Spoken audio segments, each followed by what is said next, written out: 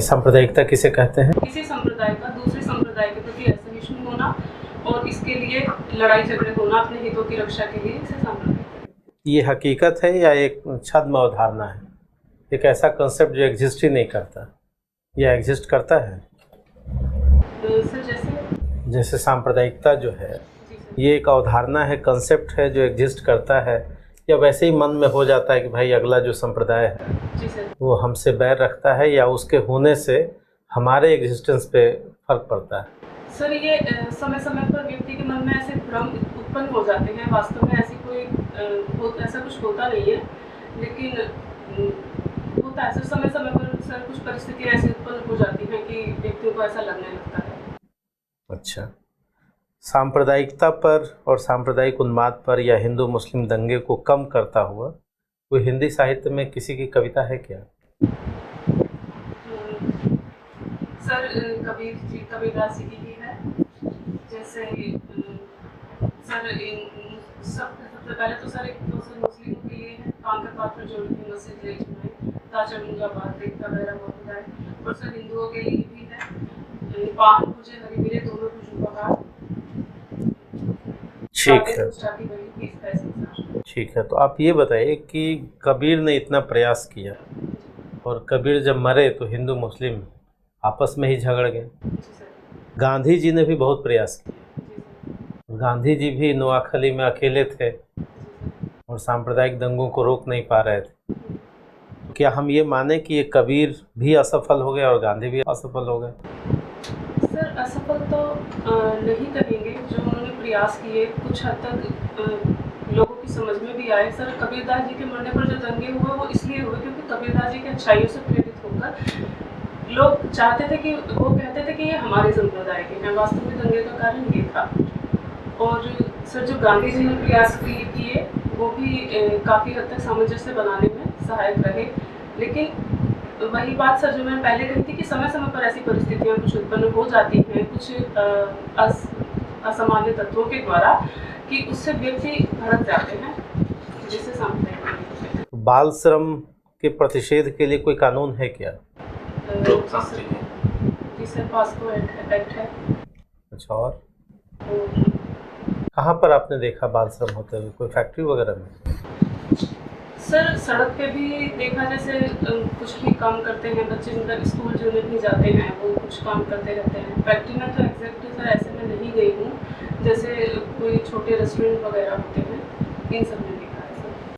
चिंतकों का विचार ये है कि जो मूल समस्या अशिक्षा की, मूल समस्या न बाल श्रम की है, न सांप्रदायिकता की है, न स्वास्थ्य की है, मूल समस्या अशिक्षा की है। अगर लिटरेट कर दिया जाए लोगों को तो ये सारी समस्याएं स्वतः दूर हो जाएंगी। और ये भी माना जाता है कि शिक्षा तो मुक्ति का द्वार है, यही गेट है। महिला आंचल लिखा रेणु ने, उन्होंने कहा कि रोग के दो ही कीटाणु हैं, इसमें से एक मुख्य कीटाणु है अशिक्षा। तो आपको नहीं लगता कि ये मूल समस्या नहीं होगी, अशिक्षा ही मूल समस्या होगी? आप अपने ज़िले का जो लिटरेसी रेट है वो बताइए। सर हमारे ज़िले का लिटरेसी रेट 74.80% है सर, इसलिए मैं इसको मुख्य कारण नहीं मान रही थी। अच्छा, क्योंकि लिटरेसी रेट तो देखा जाए ठीक ठाक है, क्योंकि उत्तर प्रदेश के लिटरेसी रेट से भी ये ज़्यादा ही है, लेकिन मेन समस्या सर वो मुझे लगी। शिक्षा के क्षेत्र में एक योजना चलती है और 1995 से चल रही है, मिड डे मील योजना। जी सर। इस योजना ने लिटरेसी बढ़ाने में कोई योगदान दिया है? जी सर। क्या लगता है इस योजना से क्या फ़ायदा हुआ है? सर इस योजना से जो मतलब बच्चों का स्कूल पहुंचने का जो दर है वो बढ़ा है, क्योंकि ये भूखमरी एक बहुत बड़ी समस्या थी और गरीबी बहुत बड़ी समस्या थी कि बच्चे स्कूल नहीं जाते थे। तो क्योंकि उन्हें वहाँ पर खाना मिल जाता है तो बहुत सारे परिवार ऐसे हैं जो केवल इस वजह से ही बच्चों को स्कूल भेजने के लिए तैयार हुए हैं। खाने की बात आपने की तो फूड सिक्योरिटी बिल लाया गया था, किस कमेटी की सिफारिश पे आया था food security bill? Sir security का नाम तो मुझे याद नहीं है, sorry sir. Mid day meal कौन सा डिपार्टमेंट चलाता है, कौन सी मिनिस्ट्री चलाती है mid day meal? Sorry sir. HRD ministry चला रही है, लेकिन अब HRD का नाम चेंज करके क्या किया गया है? शिक्षा मंत्रालय। हाँ, मानव संसाधन किसे कहते हैं? सर जो मनुष्य होते हैं उन्हीं को उस लायक बनाना कि वो एक संसाधन की तरह कार्य कर सके, सर इसको मानव संसाधन कहते हैं। उसके लिए क्या जरूरी है? सर शिक्षा ही जरूरी है सबसे पहले तो, जागरूकता। और सर शिक्षा जो दी जानी चाहिए वो एक कुशल शिक्षा दी जानी चाहिए। आपका पोस्ट ग्रेजुएशन 2005 का है? जी सर। पॉलिटिकल साइंस में आपने पोस्ट ग्रेजुएशन किया है? जी सर। 2005 से लेके अभी तक आप क्या कर रहे थे? 2021 है ना ये? जी सर। अब 16 साल हो गए लगभग। जी सर। क्या कर रहे थे अब 16 साल से? जी सर। सर पहले तो मैं मैंने सिर्फ सोचा था कि मैं सिविल सर्विसेज की तैयारी करूंगी, लेकिन मुझे ऐसा कोई प्लेटफॉर्म नहीं मिला या किसी का कोई गाइडेंस नहीं मिला। उसके बाद सर मैं कॉलेज में as a tutor sir job करने लगी और कॉलेज में मैं पढ़ाने लगी। कॉलेज में पढ़ाने लगी? जी सर। कब? सर 2007-8 में मैंने पढ़ाया है। वैसे सर मैंने नेट भी किया है, 2017-18 में किया है। 17-18 में किया है। जी सर। कब से प्रिपरेशन में आप हैं? सर मैं 2011 से प्रिपरेशन में हूँ। मतलब 10 साल लग गए जी सर। यहाँ तक आने में? जी सर। अच्छा ये बताइए कि पॉलिटिकल साइंस सब्जेक्ट आपने क्यों लिया? मतलब बीए में लेने का क्या कारण था? पॉलिटिकल साइंस क्यों लिए? और भी बहुत सारे सब्जेक्ट थे। जी सर। सर दरअसल पॉलिटिकल साइंस सब्जेक्ट लेने का कोई स्पेशल रीज़न तो था नहीं, क्योंकि मैं बता रही थी जैसे मैं सिविल सर्विसेज में जाना चाहती थी। ज़्यादा कुछ मुझे नॉलेज नहीं थी सिविल सर्विसेज के बारे में, बस ये पता था कि ये सब्जेक्ट ऐसा है जो जिससे पढ़ा जा सकता है। मुझे उस समय ये भी नॉलेज नहीं थी कि शायद लिटरेचर वगैरह से भी कोई इसमें बेनिफिट होता होगा। तो सर मैंने पॉलिटिकल साइंस इस कारण से लिया था। और बाकी सर कॉलेज में अवेलेबल सब्जेक्ट भी बहुत कम ही थे, तो जिसमें से चूज़ करने का ऑप्शन भी बहुत ज़्यादा नहीं था। अच्छा, कॉन्स्टिट्यूशन में दो अवधारणा है, प्रोसीजर एस्टेब्लिश्ड बाय लॉ और ड्यू प्रोसेस ऑफ लॉ। जी सर। ये आपने पढ़ा होगा। जी सर। तो इनमें क्या डिफरेंस होता है? Sorry sir. राजनीति शास्त्र पढ़ने का क्या फ़ायदा मिला?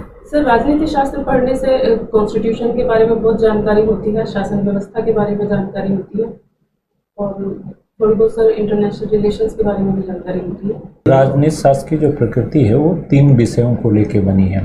पहला तो इतिहास है इसमें, जहाँ इतिहास एंड होता है वहाँ राजनीति शास्त्र शुरू होता है। दूसरा इसमें फिलॉसफी है। तीसरा इसका नाम राजनीतिक विज्ञान भी है, तो इसमें साइंस भी है। तो जब आपसे कोई ये सवाल करे कि राजनीति शास्त्र की प्रकृति क्या है, तो इतिहास है, दर्शन है और विज्ञान है, ये दोनों इसमें समाहित है। अच्छा बताइए, 3-4 साल पहले एनजीए से नेशनल जुडिशियल अपॉइंटमेंट कमीशन जो बनाया गया था, उसको सुप्रीम कोर्ट ने डिसमिस कर दिया, रिजेक्ट कर दिया। आपने सुना होगा। जी सर। क्यों रिजेक्ट कर दिया? सर क्योंकि वर्तमान समय में जो जजेस के, सर क्या मैं सही समझ पा रही हूँ क्वेश्चन की, जजेस के जो चुनाव की प्रक्रिया? हाँ। जी सर। उस समय जो प्रक्रिया थी, अभी कौन सी प्रक्रिया को फॉलो किया जाता है जज के सिलेक्शन में? Presently high court, supreme court की जो जज बनाए जाते हैं, उसमें कौन सी प्रक्रिया को फॉलो किया जाता है? सर ये कॉलेजियम व्यवस्था का विवाद तो था सर, लेकिन अब इस समय क्या है सर? तो उस समय जो नेशनल जुडिशियल अपॉइंटमेंट कमीशन जो बनाया गया था इंडिया गवर्नमेंट के द्वारा, तो इसको सुप्रीम कोर्ट ने रिजेक्ट कर दिया, सिरे से खारिज कर दिया। क्यों खारिज कर दिया? क्या कारण उन्होंने दिया इसके पीछे? सर क्योंकि उस समिति में जजेस तो थे चयन समिति में, लेकिन कुछ राजनीति के लोग भी थे। तो सुप्रीम कोर्ट का ये मानना था कि इस प्रक्रिया में जो मेन रोल है वो जजेस का ही होना चाहिए, सुप्रीम कोर्ट। कि वर्तमान में कौन बनने वाले हैं सुप्रीम कोर्ट के जज? अप्रैल में रिटायरमेंट है जी सर। वर्तमान जो है, और 24 अप्रैल को नए आ जाएंगे। सर को बताइए क्या नाम है? नाम याद अच्छा, नाम नहीं याद। वर्तमान में अभी कौन है? जी HS बोबडे है। प्रवीण बोबडे। जी सर। राजनीति एक विषय के रूप में आपने लिया, आप हमें बता सकती हैं कि डेमोक्रेसी में 3 कौन मेन एलिमेंट्स हैं? डेमोक्रेसी के 3 तत्व बताइए, लोकतंत्र के 3 तत्व कौन से हैं सर? जिनके बिना लोकतंत्र संभव ही नहीं है। सर विधायिका, कार्यपालिका और न्यायपालिका। वो तो पिलर हो गए, एलिमेंट ऑफ डेमोक्रेसी। तत्व क्या है?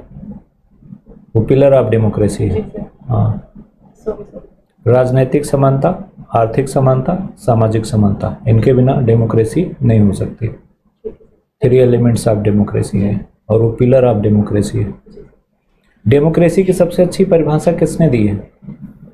सर डेमोक्रेसी की सबसे अच्छी परिभाषा अब्राहम लिंकन ने दी है। क्या है परिभाषा, क्या है? जी सर, जनता का, जनता के लिए और जनता द्वारा शासन। ये लिंकन थे कौन? सर संयुक्त राज्य अमेरिका के पूर्व राष्ट्रपति थे। यूपी के किसी 5 साहित्यकारों का नाम बताइए। सर प्रेमचंद, निराला, कबीरदास, तुलसीदास, सूरदास जी। ठीक है। और सबसे प्रिय रचनाकार आपके कौन हैं?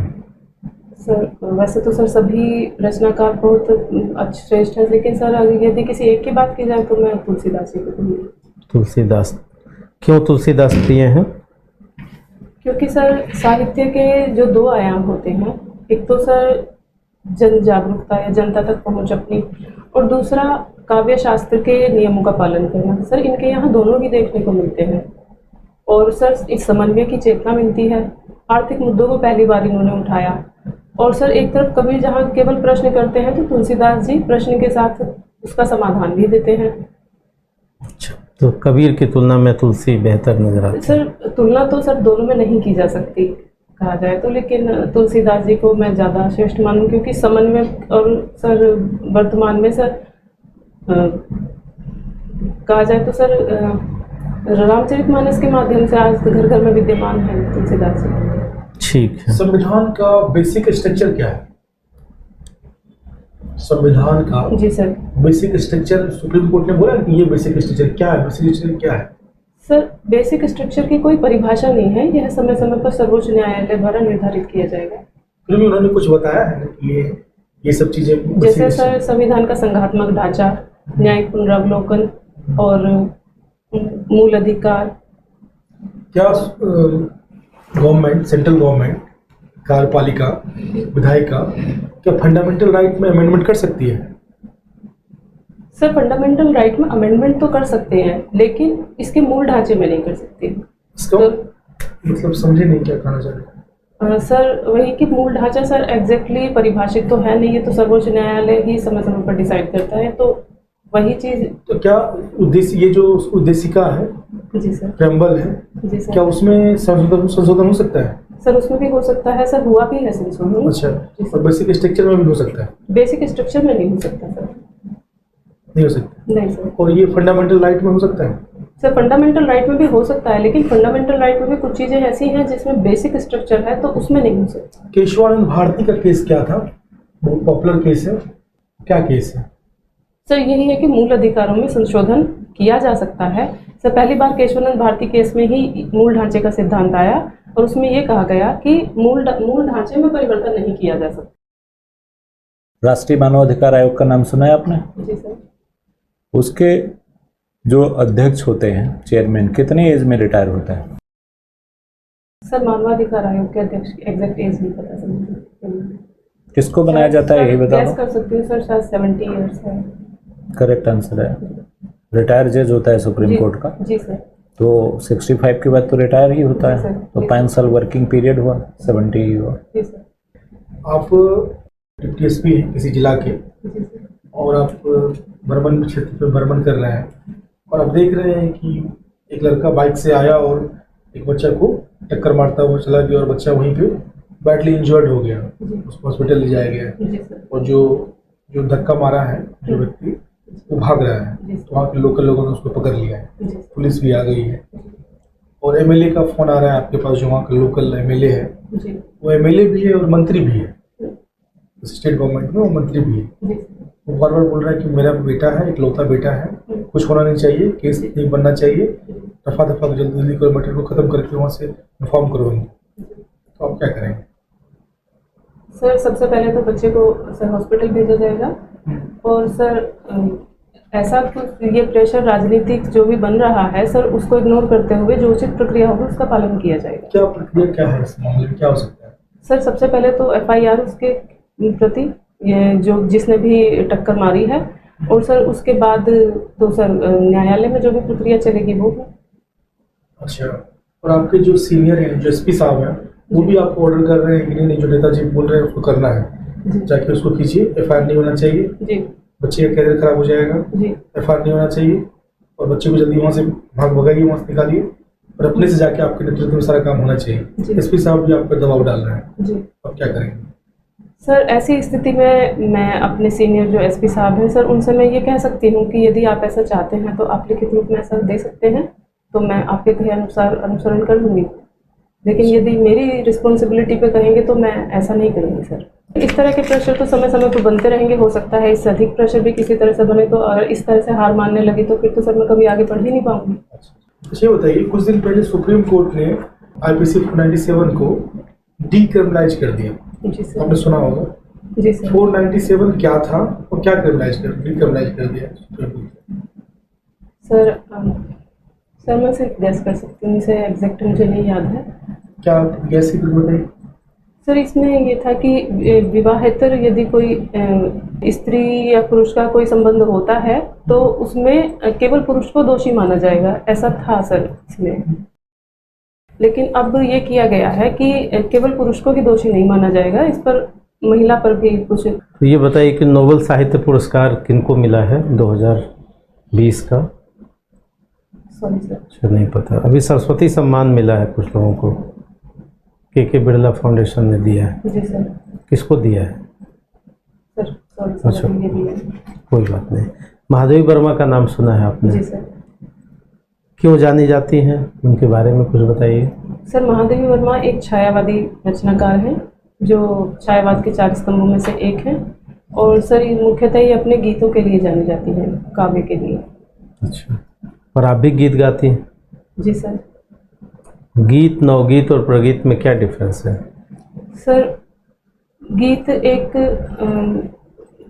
गेयता प्रधान और संगीत गेयता प्रधान लय प्रधान एक संक्षिप्त रचना होती है। प्रगीत सर उसे कहते हैं जिसमें रचनाकार का व्यक्तित्व की झलक प्रधानता विद्यमान होती है, और सर नवगीत गीत की ही नई विधा का नाम है। अच्छा अच्छा, ठीक है। तो ये गीतों से राष्ट्रीय आंदोलन को क्या ऊर्जा मिली, कैसे राष्ट्रीय आंदोलन को प्रेरणा मिली? क्या गीतों ने सहयोग किया क्या कुछ? जी सर। सर कैसे गीत रहे होंगे वो? सर देशभक्ति पर गीत थे उस समय, और सर इससे एक संवेदनात्मक जो मतलब भावनात्मक स्तर पर देशभक्ति से लोग जुड़ते थे और आज़ादी के लिए प्रयास करते थे। कोई गीत याद है आपको जिसने राष्ट्रीय आंदोलन में योगदान दिया हो, चाहे वो साहित्यिक गीत हो, लोकगीत हो? सर इस समय तो सर अच्छा, उस समय गाया हुआ गीत नहीं। आप कौन सा गीत गाती हैं?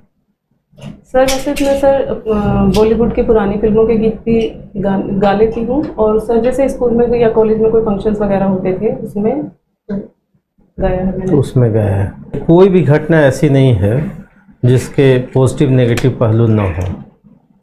नोटबंदी के कुछ पॉजिटिव बताइए और कुछ नेगेटिव बताइए, दो पॉइंट। जो नोटबंदी हुई जी, उसके 2 अच्छे पॉइंट बताइए और 2 कुछ बुरे पॉइंट्स बताइए। सर पॉजिटिव में पहला तो ये कहेंगे कि इससे काले धन पर प्रतिबंध लगा, और लेकिन ऐसा तो कुछ हुआ नहीं, जितना आया उतने 100% RBI डेटा रिलीज हुआ, कहीं काला धन नहीं आया। फिर क्या जवाब है आपका? सर उस समय तो इसका ये एक परिणाम सामने आया था कि काला धन रोका। चलिए, और दूसरा? और सर दूसरा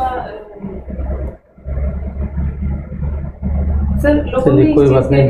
हाँ, लोगों में इस चीज़ के लिए है कि आगे से वो मतलब काले धन से बचेंगे। और सर एक सब बहुत बड़ा इसका आया कि जो ऑनलाइन ट्रांसफर, सर इसके नेगेटिव पॉइंट में है सर 2-2 हज़ार रुपये के लिए भी लोगों को बहुत लंबी लंबी लाइन में लगना पड़ा, जिसमें लोगों की स्थिति भी खराब हुई सर।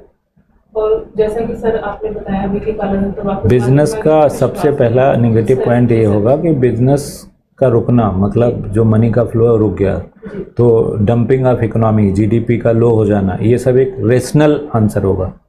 हाँ, भारत में जनसंख्या काउंटिंग कब से शुरू हुई है, किसके टाइम पीरियड से?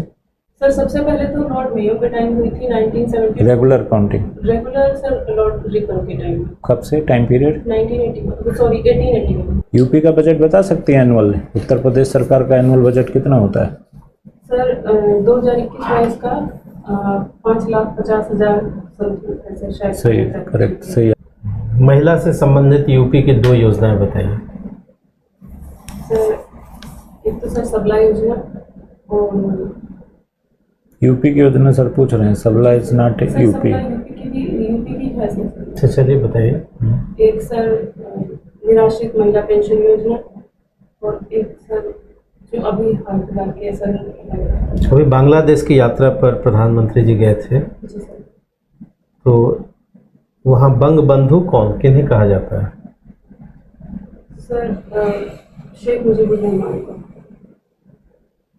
सॉरी सर, उन्हें तो बांग्लादेश के राष्ट्रपिता कहा जाता है। कब आज़ाद हुआ बांग्लादेश? सर 1971 में। 1971 में। ठीक। भगत सिंह का नाम सुना होगा आपने, जी सर। किस लिए जाने जाते हैं? सर भगत सिंह देश की स्वतंत्रता के लिए क्रांतिकारी प्रयासों के लिए जाने जाते हैं। और कोई योगदान उनका? कुछ राइटर भी थे क्या वो? जी राइटर थे। और फांसी पे चढ़ाया गया कब? सर उन्हें 23 मार्च 1931 में। ठीक, ओके, थैंक यू।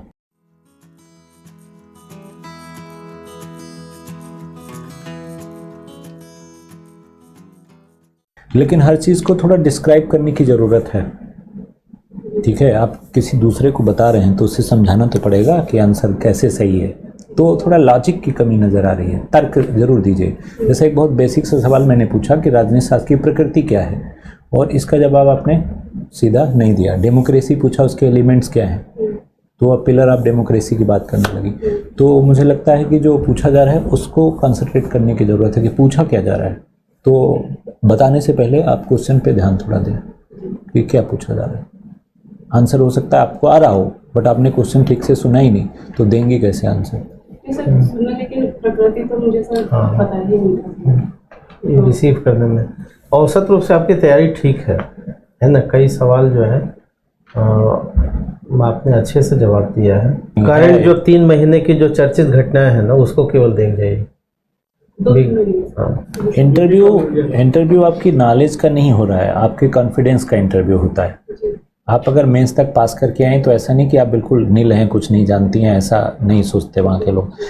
आपके तौर तरीके क्या हैं बताने के, किस तरीके से आप एक्सप्लेन करती हैं। जैसे मान लिया कि वहाँ अगर कुछ पूछा जाए जी, तो फैक्ट्स के साथ, जहाँ जिस कॉलेज में आपने पढ़ाया है सब कुछ बताइए। तो 2-3 लाइन में बताइए कि मैं यहाँ से यहाँ तक पढ़ा रही थी और तैयारी में वक्त लगता है।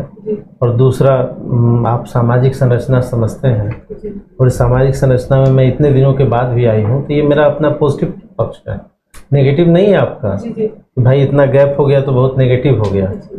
भाई इतने संघर्षों के बाद भी कोई आपके सामने उपस्थित हुआ है, ये बेहतर पक्ष है, पॉजिटिव जाएगा, पॉजिटिव जाएगा। सिलेक्शन होना चाहिए।